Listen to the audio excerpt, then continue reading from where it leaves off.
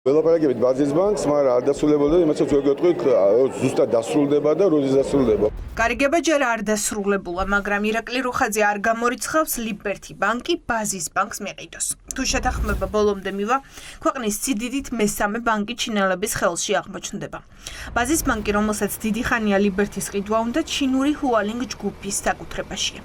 ირაკლი რუხაძე ჩინურ ფულში პრობლემას ვერ ხედავს. არადაწესით ბიზნესმენს უნდა ჰქონდეს ინფორმაცია, რა რისკი ახლავს განვითარებად ქვეყნებში კომუნისტური პეკინის ინტერესების შემოსვლას. დღესდღეობით საერთოდ თავარი ვინც განიხილება არის ბაზის ბანკი. რატომაც ეს პროცესი სხვანაირად წავიდა, შეიძლება ვიღაც სხვა გაჩეს, ან საერთოდ უარი თქვა გაყიდვაზე, რაც 2 წელს წინ ესევე გავაკეთე. ვერ გზნობ თქვენ რომელი ბანკის უკან რა კაპიტალი დგას, ჩემი ბანკის უკან არიან ინგლისელები, ამერიკელები, მაგრამ ეჭვმეპარება რომ ვინმეს იცით, სულებებს არ ველოდები, გარდა იმისა, რომ გასწრება ძალიან საინტერესო ბანკი, მესამე ბანკი, რომელიც იქნება ორჯერ დიდი, ვიდრე დღევანდელი მესამე ბანკია სიდიდით. ჩინურ ფულს მოყვება ხოლმე რაღაცა სახელმწიფოებისთვის. შეიძლება თქვა ბაზის სახელმწიფოებისთვის თავისი რისკები არის. ბაზის ბანკში 10 წელია ჩინური ფულია და შეგიძლიათ ამის ახლად რა მოყვა მას. თუ მოყვება მხოლოდ კარგია, მე მხოლოდ მივესალმები იმას, რომ რაც შეიძლება მეტი ფული შემოდიო ჩინურიც, რა ქვია, ამერიკულიც და ყველანაირი. თავარია შენ როგორ აკონტროლებ იმ ფულს და შენ როგორც სახელმწიფო, როგორ რასაკეთებ, რომ ის ფული ისე მოიქცეს, როგორც შენ კიდევ მოიქცე. ფული შემოსვლა ანიშნავს ქვეყნის შემოსვლას. რატომ ყიდის ირაკლი რუხაძე ლიბერთი ბანკს? თავად ამტკიცებს, რომ სანქციების შიში არაფერ შუა შედა როგორც ამერიკის მოქალაქე, შტატებიდან ამნაბიჯს არ ელოდება. არადა ამერიკა, ბრიტანეთი, მთლიანად დასავლური სამყარო იმ ბიზნესმენებს შორის, ვინც ბიძინა ივანიშვილს ძალაუფლების შენარჩუნებაში ეხმარება, სწორედ ირაკლი რუხაძეს ასახელებს ხოლმე. რუხაძე ამტკიცებს, რომ ყიდვა-გაყიდვა მხოლოდ მისი საქმიანობის ნაწილია.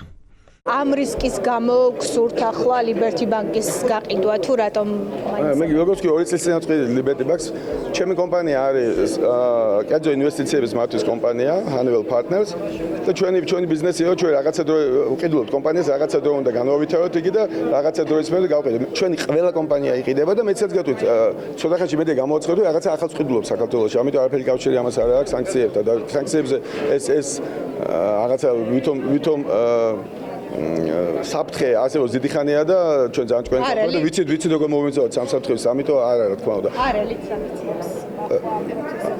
მე რა თქმა უნდა არ ველი რატო უნდა ველოდე შეგიძლიათ ამის საკითხი რატო უნდა ველოდე მე სანქცია ჯერ ამერიკისგან შეუძლებელია და ბიძინა ივანიშვილთან ბიზნეს კავშირების გამო ჩვენ ვიცით აიდო ბიძინა ივანიშვილთან ბიზნეს კავშირების გამო შეუძლია ეს არ არის დანაშაული და ამის გამო შეუძლებელია რომ ვიღაცა მარტო ხომ დამსოზე იმ პირობებში როცა ჩინეთთან სავაჭრო ბრუნვა, ტურიზმი, ეკონომიკური დამოკიდებულება სულ უფრო იზრდება და ქართულ ოცნებას კომუნისტური ქვეყანა სტრატეგიულ პარტნიორად ხავს გამოცხადებული, მკვლევარებს არ უკვირთ რომ რუხაძე არჩევანს ჩინურ ბანკზე აკეთებს.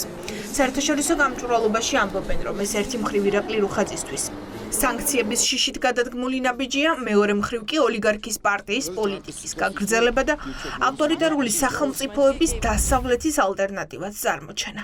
ირაკლი რუხაძეს ნამდვილად უფრთხის და ის წესით უნდა ეშინოდეს სანქციების, რადგან შეგვიძლია გავიხსენოთ ასევე რომ ბორჯომის შემთხვევა, როდესაც ბორჯომის მფლობელი რუსი ოლიგარქის დასანქციების შემდეგ მან თუ სწორად მახსოვს ასევე ბორჯომის წილებიც გაყიდა. ახლა ლიბერთის შემთხვევაშიც სავარაუდოა რომ მისი პოტენციური სანქცირება არის ერთ-ერთი ფაქტორი მთავარი თუ არა. თუ ეს გარიგება შედგა და ლიბერთი ბანკი იყიდა ჩინურმა ბანკმა, ეს ნიშნავს რას, რომ ქვეყანაში ზომით მესამე ბანკი იქნება ჩინური ბანკი. ეს თანხმდარშია ქართული ოცნების ზოგად პოლიტიკასთან, რომ დაუახლოვდეს ჩინეთს და წარმოაჩინოს ჩინეთი და სხვა არადემოკრატიული ქვეყნები როგორც დასავლეთის ალტერნატივა, ხო? სავარაუდო არის, რომ ეს გადაწყვეტილება იყოს აი ამ ზოგად პოლიტიკურ ხაზის ნაწილი, ხო? რომ რატო ყიდი ჩინეთზე შენს ბანკს და არა თქვა სხვა. ჩინეთიდან პოლიტიკური გავლენები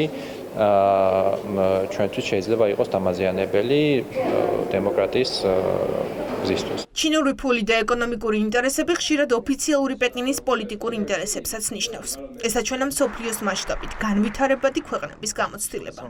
მაგრამ ოცნებისთვის ეს პრობლემა არ არის. დღეს ირაკლი კობახიძე ჩინეთის ქებაში იმდენად ჩორს წავიდა, რომ კომუნისტური ავტორიტარული ქვეყანა მის საფაც მაგალითად დაასახელა.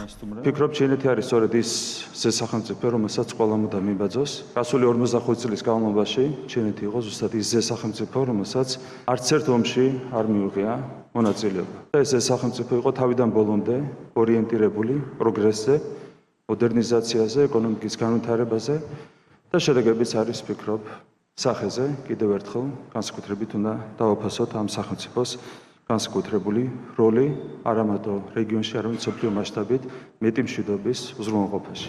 ჩინეთს ინტერესები აქვს სტრატეგიულ ანაკლიის სპორტში. ირკვევა, რომ აინტერესებს საბანკო სექტორიც. თუ Liberty Bank-ს ბაზის ბანკი საბოლოოდ იყიდის, ჩინური ბანკი საფინანსო ბაზარზე ქვეყანაში სიდიდით მესამე გახდება და ჩინელების ხელში პენსიონერებისა და სოციალურად დაუცველების ფულის მართვა აღმოჩნდება.